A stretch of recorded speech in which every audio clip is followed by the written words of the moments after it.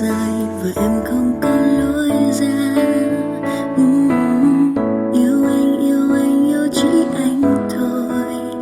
Yêu anh hết thân này, yêu anh chẳng tiếc gì.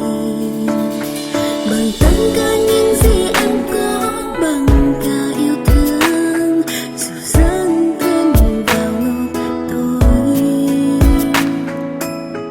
Yêu thôi cứ yêu thôi, anh là ánh sáng, xin anh gần lại bên em, đừng rời xa em. Xin đừng bỏ em ở lại, xin đừng dập tắt đi nỗi nhớ không tên theo em đến cuối cuộc đời.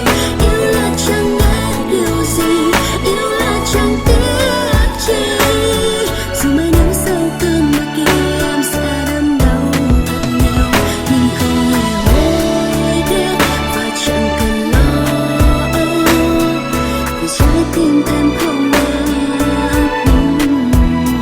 chắc sẽ ngừng đời.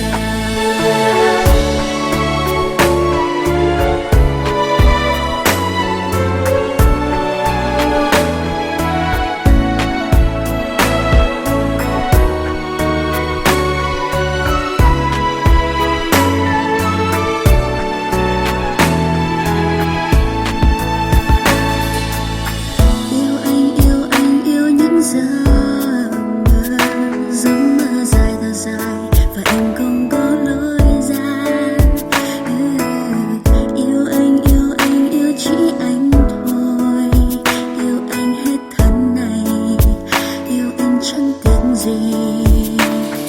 Bằng tất cả những gì em có, bằng cả yêu thương, dù dấn thân vào ngục tối.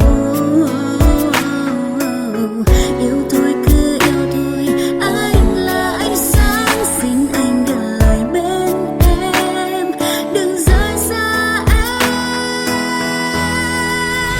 Xin đừng bỏ em ở lại, xin đừng dập tắt đi nỗi nhớ không tên theo em đến cuối cuộc đời.